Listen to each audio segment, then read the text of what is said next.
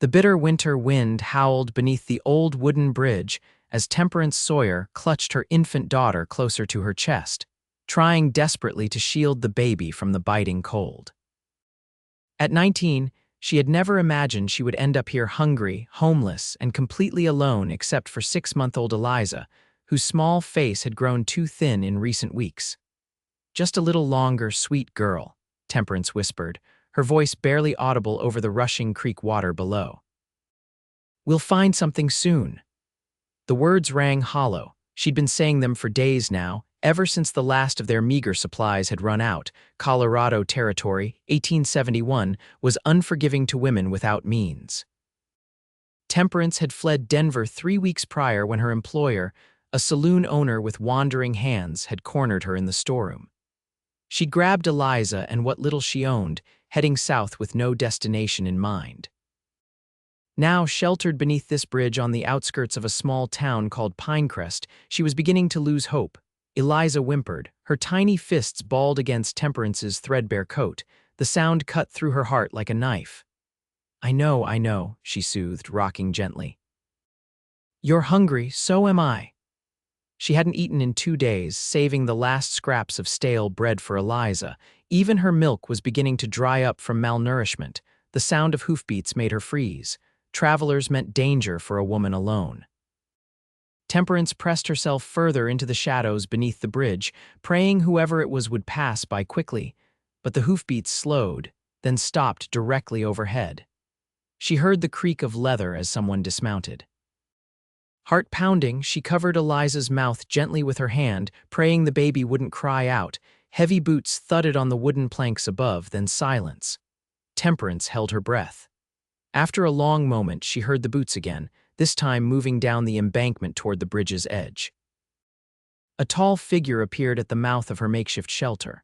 Broad-shouldered and imposing, he stood silhouetted against the fading daylight. Temperance clutched Eliza tighter, her eyes searching frantically for an escape route. "Hello."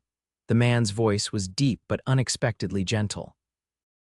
"I don't mean to frighten you, madam." He took a step forward and light fell across his features. He wore a weather-beaten hat and a long duster coat dusted with the dirt of the trail. His face was tanned and lined from years in the sun, but his eyes, they were kind. He looked to be in his early 30s, with a neatly trimmed beard and strong, capable hands. "Please," Temperance whispered, "we don't want any trouble." The man stopped, keeping his distance. "No trouble, I just—" He paused, seemingly at a loss for words as he took in the sight of her and the baby. "Are you all right, madam?" Temperance almost laughed at the absurdity of the question. All right. She was starving, freezing, and terrified. "We're managing," she said stiffly, her pride still intact despite everything. The stranger removed his hat, revealing dark hair streaked with the occasional silver strand. "My name is Dawson Wyatt. I own a ranch about 5 miles from here." He hesitated. "I don't mean to pry, but—" "Is there someone I can fetch for you? Family nearby?" "There's no one," Temperance replied, her voice breaking slightly. Eliza began to fuss again, her small cries growing more insistent. Something changed in Dawson's expression. Without asking permission, he moved closer and sat down on a flat rock a respectful distance away. He reached into his saddlebag and pulled out a small cloth bundle. "I was bringing my lunch back to the ranch," he said, unwrapping a thick sandwich and a small flask. "Haven't touched it yet." "Would you?" He extended the food toward her. Temperance stared at the offering, warring between desperate hunger and ingrained caution. Dawson must have read her hesitation. "Here," he said, breaking off a piece of the sandwich and taking a bite himself. "See, it's safe." The smell of bread and meat was overwhelming. Temperance's empty stomach clenched painfully. Slowly, she reached out and took the food with trembling fingers. "Thank you," she whispered, taking a small bite before breaking off a tiny piece of bread to soften in her mouth before giving it to Eliza. Dawson watched as they ate, his expression unreadable. When Temperance looked up, she was shocked to see tears glistening in his eyes. "I'm sorry," he said roughly, quickly wiping his face with the back of his hand. "It's just," he broke off, looking away, "no one should have to live like this. Especially not with a child." Something about his sincerity pierced through Temperance's carefully constructed walls. For the first time in months, she felt seen not as an object of desire or scorn, but as a human being worthy of compassion. "What's your name?" Dawson asked after a moment. Temperance Sawyer, and this is Eliza," he nodded, his gaze lingering on the baby. "She's beautiful." "She's all I have," Temperance replied simply. Dawson was quiet for a long moment. Then, as if coming to a decision, he straightened his shoulders. "Miss Sawyer, I have a proposition for you. My sister-in-law recently passed. Influenza took her last month. My brother's 2 young children need looking after, and he needs a housekeeper. It's respectable work on our ranch with a room of your own and meals provided." Temperance stared at him, searching for the trap, the hidden agenda behind his kind eyes. "Why would you offer such a thing to a stranger?" Dawson looked down at his hands. "Because 14 years ago, my wife and newborn son died in a winter storm when I was away. I found them too late." His voice grew hoarse. "I couldn't save them, but maybe I can help you and your daughter." The raw pain in his voice couldn't be fabricated. Temperance felt tears spring to her own eyes. "If you're not comfortable, I understand," Dawson continued. "I can take you to town instead, help you find work there." Temperance looked down at Eliza, whose small face had relaxed now that her hunger was somewhat sated. What choice did she really have? Stay here and slowly starve, or trust this stranger who had shared his food and shed tears for their plight? "I accept your offer, Mr. Wyatt," she said quietly. "Thank you." Relief washed over Dawson's face. "Good, that's good." He stood, extending a hand to help her up. "My horse is strong enough to carry us all back to the ranch before nightfall." As Temperance gathered her few belongings, she wondered if she was making a terrible mistake. But when Dawson carefully helped her onto his horse, then handed Eliza up to her with gentle hands before mounting behind them, she felt something she hadn't experienced in a very long time: hope. The journey to Dawson's ranch took nearly an hour. They rode in comfortable silence, with Dawson occasionally pointing out landmarks or sharing brief stories about the area. Temperance learned he had lived in Colorado Territory since before the war, that his family ranch Silverleaf had been built by his father, and that his brother Nathan lived in the main house with his 2 children, Emma and James, ages 6 and 4. "And where do you live?" Temperance asked, suddenly wondering if she had misunderstood the arrangement. "I have my own cabin on the property," Dawson explained. "About a quarter-mile from the main house. I prefer the solitude." There was something wistful in his tone that made Temperance's heart ache for him. As they crested a hill, Silverleaf Ranch came into view. A large, well-built log home stood in a clearing surrounded by pine trees, with several outbuildings and a corral nearby. Smoke curled from the chimney against the darkening sky, and lamplight glowed in the windows. "It's beautiful," Temperance breathed. "It's home," Dawson replied simply, guiding his horse down the slope. As they approached, the front door opened, and a tall man who bore a striking resemblance to Dawson stepped onto the porch. Nathan Wyatt looked tired, with dark circles under his eyes and a solemn expression that lightened slightly at the sight of his brother. "Dawson," he called. "Wasn't expecting you back so soon." He broke off as he noticed Temperance and Eliza. Dawson dismounted first, then carefully helped Temperance down. "Nathan, this is Miss Temperance Sawyer and her daughter Eliza. Miss Sawyer has agreed to help with the children and the housekeeping." Nathan's eyebrows rose in surprise, but to his credit, he recovered quickly. "Miss Sawyer, welcome to Silverleaf." His eyes were kind like his brother's, though shadowed with recent grief. "Please come inside where it's warm."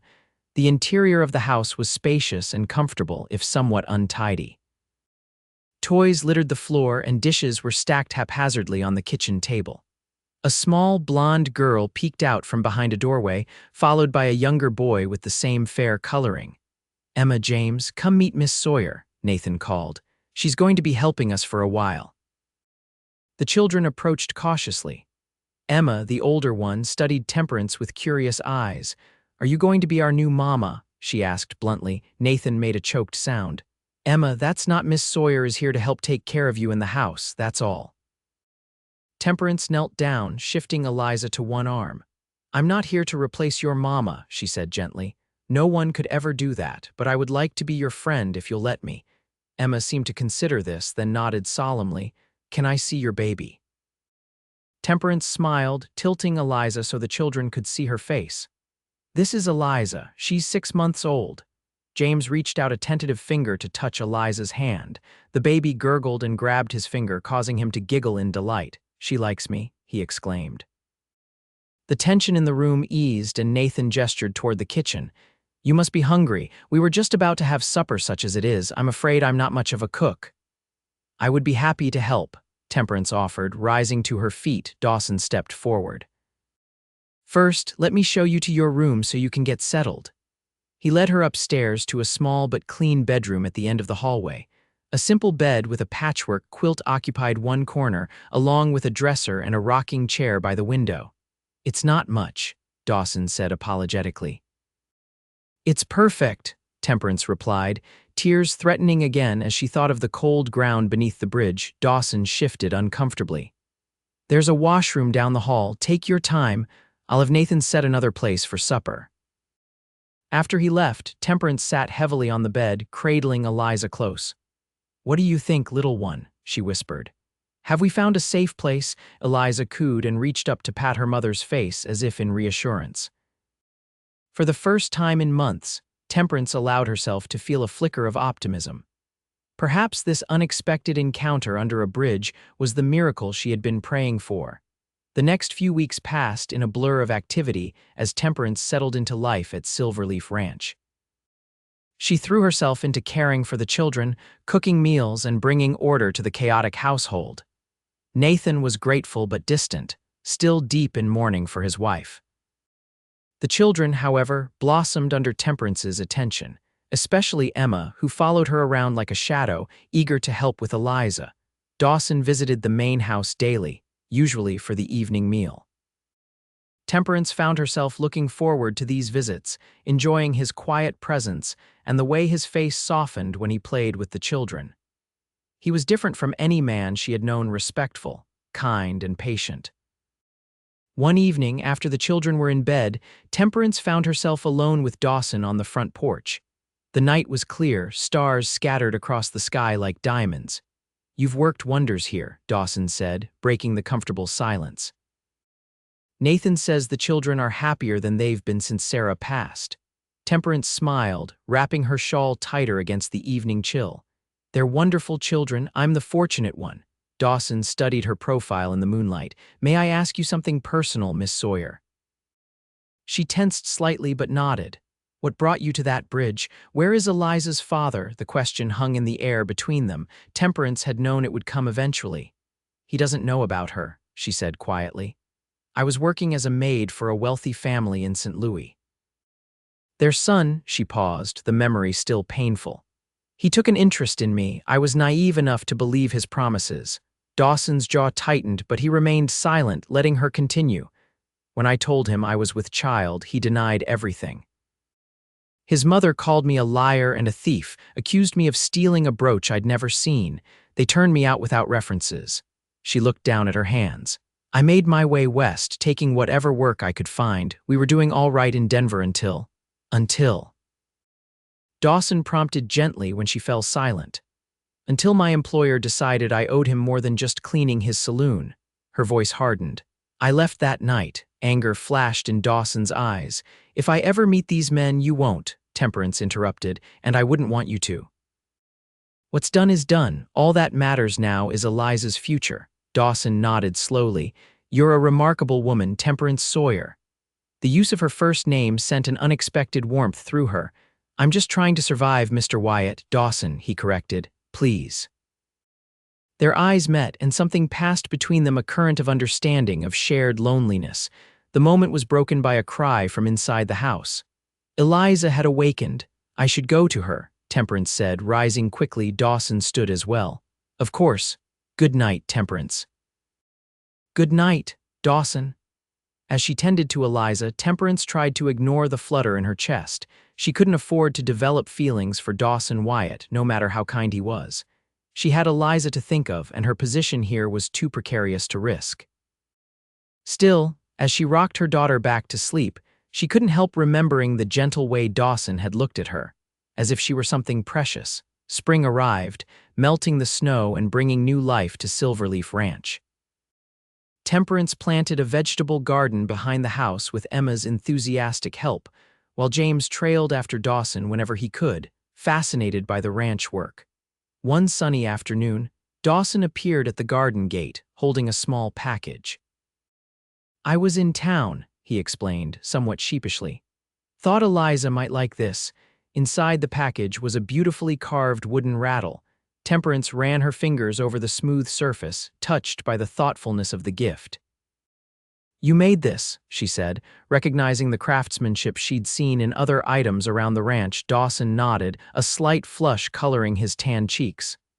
"I enjoy working with wood, helps me think." "It's beautiful, thank you." Their fingers brushed as she took the rattle, and neither pulled away immediately.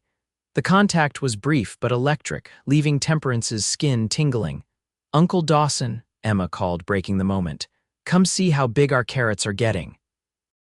As Dawson dutifully examined the tiny green shoots, Temperance watched him with the children.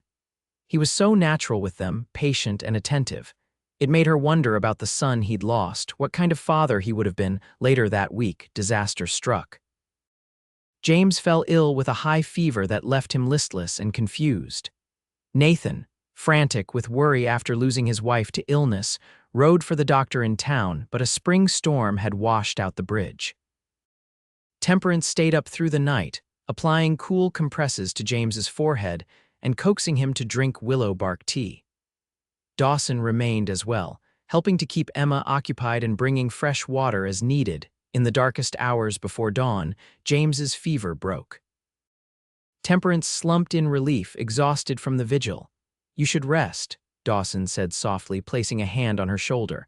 "I'll watch him now." Too tired to argue, Temperance nodded. As she rose from James's bedside, her legs buckled beneath her.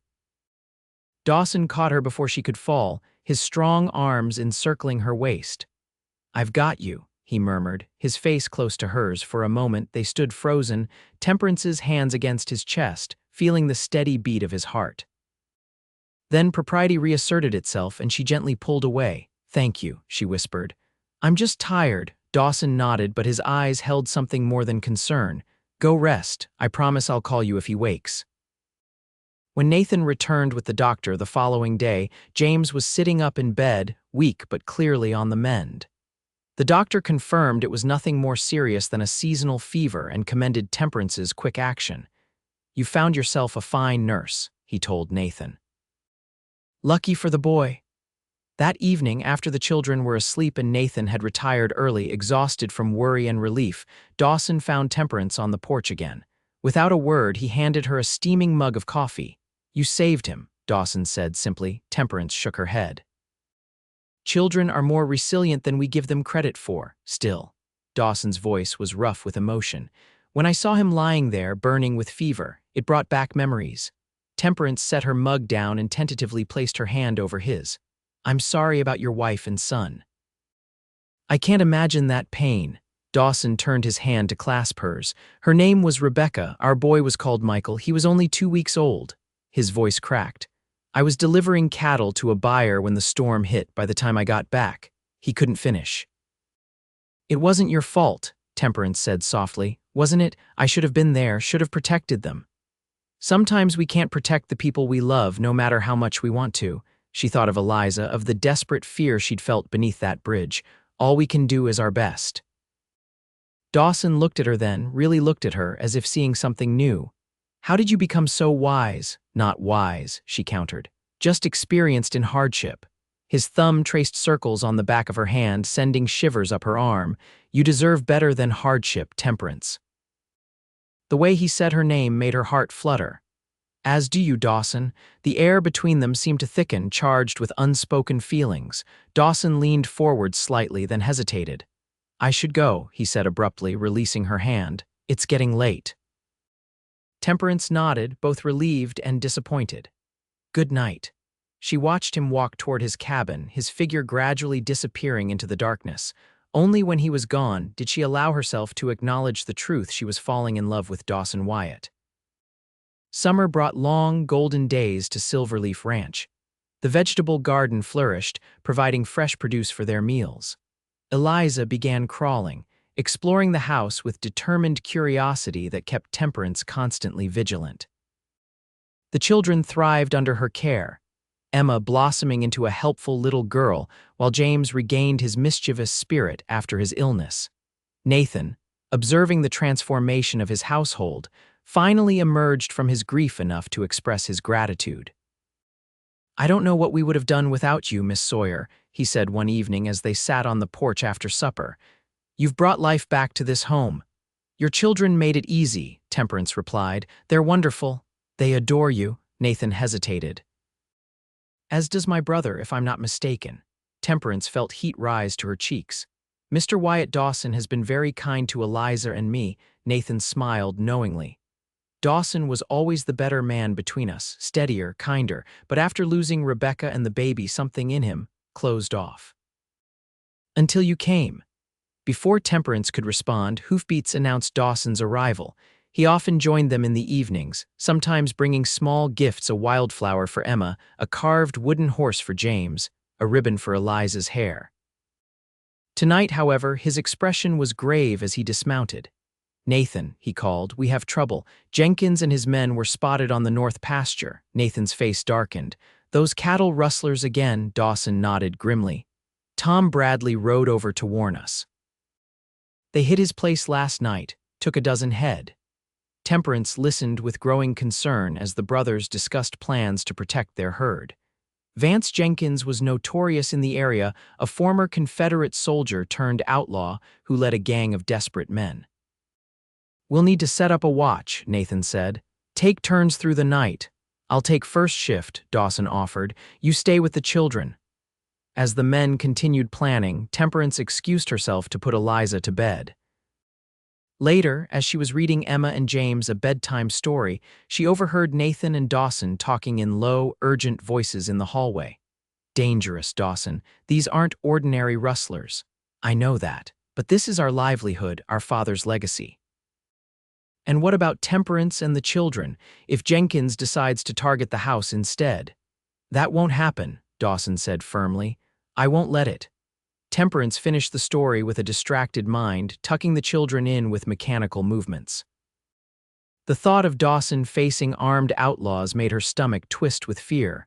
When she came downstairs, Dawson was preparing to leave. He had strapped on a gun belt, something she had never seen him wear before. "Be careful," she said simply.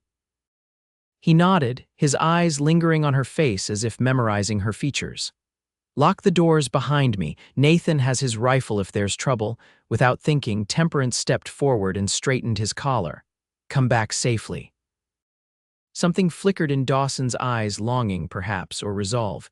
He covered her hand with his own. "I will." The night passed in tense vigilance. Temperance couldn't sleep, sitting instead by Eliza's cradle with Nathan's wife's old shotgun across her lap. Every sound made her jump, imagining outlaws breaking down the door. Dawn came without incident. Temperance was dozing in the rocking chair when she heard Dawson's hoarse return. Relief flooded through her as she hurried downstairs. He looked exhausted but unharmed. "All quiet," he reported to Nathan. "No sign of Jenkins or his men." For 3 nights they maintained the watch, Dawson and Nathan taking turns guarding the herd. On the 4th morning, Temperance was gathering eggs from the henhouse when she heard horses approaching, several of them, moving fast. Her heart raced as she peered through the slats of the henhouse. 5 riders were galloping toward the main house, dust billowing behind them. Even from a distance, she could see they were rough-looking men, armed and dangerous. Clutching the basket of eggs, Temperance ran for the house. "Nathan." She called urgently. "Riders coming." Nathan appeared on the porch, rifle in hand. His face paled as he saw the approaching men. "Get the children upstairs," he ordered. "Lock yourselves in the back bedroom." Temperance didn't argue, rushing to gather Emma and James, who were playing in the kitchen. "We're going to play a quiet game," she told them, trying to keep her voice steady. "Upstairs, quickly now." She scooped up Eliza from her blanket on the floor and ushered the older children toward the stairs. They had just reached the landing when the riders thundered into the yard. Through the upstairs window, Temperance watched as Nathan stood his ground on the porch. The lead rider, a tall man with a ragged beard and cold eyes, reined in his horse. "Wyatt," he called, "where's that brother of yours?" "What do you want, Jenkins?" Nathan's voice carried clearly. "You know what I want, your cattle. And maybe a bit more, now that I see what a nice place you've got here." Temperance's blood ran cold. She hurried the children into the back bedroom, closing and locking the door behind them. "Under the bed," she whispered. "Stay very quiet." Emma's eyes were wide with fear, but she nodded bravely, taking James's hand and pulling him under the large bed. Temperance placed Eliza beside them, then retrieved the shotgun she had left leaning against the wall. Downstairs, she could hear raised voices, then a gunshot that made her jump. The children whimpered, and she placed a finger to her lips, heart-pounding. Heavy boots stomped through the house below. Drawers were yanked open, furniture overturned. They were searching for valuables. "Check upstairs," a gruff voice ordered. Footsteps pounded on the stairs. Temperance positioned herself in front of the bed, shotgun raised. She had never fired a gun before, but she would protect these children with her life if necessary. The doorknob rattled, then a shoulder slammed against the wood. The lock held, but barely. Another slam, and the door frame splintered. A burly man with a scarred face burst into the room, pistol drawn. He froze at the sight of Temperance with the shotgun. "Well, well," he sneered. "What do we have here? Leave," Temperance commanded, her voice steadier than she felt. "There's nothing for you here," the man laughed. "Pretty thing like you, I'd say there's plenty." He took a step forward. Temperance's finger tightened on the trigger. A gunshot cracked from outside, followed by shouts. The outlaw's head turned toward the commotion, momentarily distracted. Another shot, closer this time. Then Dawson's voice bellowed from below. "Jenkins, it's Wyatt. I'm coming for you," the outlaw in the bedroom cursed, backing toward the door. "Another time, sweetheart," he growled at Temperance, then disappeared into the hallway. More gunfire erupted outside. Temperance's heart was in her throat as she kept the shotgun trained on the doorway, listening to the chaos. After what seemed like an eternity, silence fell. Then footsteps on the stairs again, slower this time, deliberate. "Temperance," Dawson's voice. "Are you up here, Dawson?" Relief made her voice crack. "We're in the back bedroom." He appeared in the doorway, his face tight with worry. When he saw her standing there with the shotgun, something fierce and tender crossed his features. "You're all right," he breathed. Temperance nodded, suddenly unable to speak past the lump in her throat. The children scrambled out from under the bed, James launching himself at Dawson's legs while Emma burst into delayed tears. "It's over," Dawson assured them, kneeling to gather the children close. "Jenkins and his men are gone. The sheriff and his deputies arrived just in time." "Nathan?" Temperance asked anxiously. "Grazed by a bullet, but he'll be fine. Doc's with him now." The tension drained from Temperance's body, leaving her shaky and weak. She set the shotgun aside and sank onto the edge of the bed, gathering Eliza into her arms. Dawson sent the children downstairs to see their father, then turned to Temperance. Without a word, he crossed the room and pulled her into his arms, Eliza cradled between them. "I thought I'd lost you," he murmured into her hair, "when I saw their horses in the yard." Temperance clung to him, breathing in the scent of leather and gunpowder and something uniquely Dawson. "We're safe, thanks to you." He pulled back just enough to look into her eyes. "I love you, Temperance Sawyer. I think I've loved you since I found you beneath that bridge. I just didn't have the right to say it." Tears spilled down her cheeks. "And now you do? Now I know I can't live without you." His hands framed her face with infinite gentleness. "I want to build a life with you and Eliza if you'll have me." "What about your solitude?" she asked, remembering his cabin at the edge of the property. Dawson smiled, a full, beautiful smile that transformed his face. "Turns out solitude is overrated. I'd rather have laughter and chaos and love." "Even with someone else's child, Eliza is a miracle," he said firmly, "just like her mother, and I would be honored to be her father in every way that matters." Temperance's heart felt too full, too light, as if it might float away. "I love you too, Dawson Wyatt. I think I have for a long time." When he kissed her, it felt like coming home after a lifetime of wandering. His lips were soft against hers, tentative at first, then with growing confidence as she responded. Eliza squirmed between them, breaking the moment with a gurgling laugh. They both looked down at her, then back at each other, sharing a smile of pure joy. "I think she approves," Dawson said. They were married that autumn, beneath the golden leaves of the aspens that lined the creek running through Silverleaf Ranch. Nathan stood as Dawson's best man, while Emma proudly served as Temperance's maid of honor, with James as ring bearer and Eliza watching from her aunt's arms. The small church in Pinecrest was filled with neighbors and friends who had come to know and respect the young woman who had arrived with nothing but her baby and her courage. Few knew the full story of how Dawson had found her beneath that bridge, but everyone could see the love between them, a love born of compassion, forged in adversity and built on mutual respect. After the ceremony, they moved into Dawson's cabin, which he had spent months expanding into a proper home with room for their growing family. For Temperance had discovered, just weeks before the wedding, that Eliza would soon have a sibling. "Are you happy?" Dawson asked her on their wedding night as they stood on the porch of their home, looking out at the stars. Temperance rested her head against his shoulder, her hand instinctively covering the slight swell of her belly. "Happier than I ever dreamed possible. Do you ever think about that day?" He asked. "Under the bridge, sometimes," she admitted. "It reminds me how far we've come, how close I came to missing this life." Dawson's arm tightened around her waist. "I think I was meant to find you that day, like some invisible hand guided me there." Temperance smiled, thinking of the long, unlikely journey that had brought her to this moment, from desperate hunger to abundant love, from solitude to family. "Perhaps it was meant to be," she agreed, "but it was your compassion that changed everything, Dawson. You could have ridden past. You could have given us food and left. Instead, you sat down beside us and wept. Best tears I ever shed," he said softly, turning her to face him. "They washed away 14 years of grief and opened my heart again." In the spring, their son was born, a healthy, strong boy they named Michael, after the child Dawson had lost. And though the memory of that loss would always remain, it was now accompanied by the joy of new beginnings, of second chances, of a love that had begun in the most unlikely of places. Years later, when Eliza asked about how her parents met, Temperance would tell the story of the bridge, of hunger and desperation, and of the cowboy with kind eyes who had changed everything.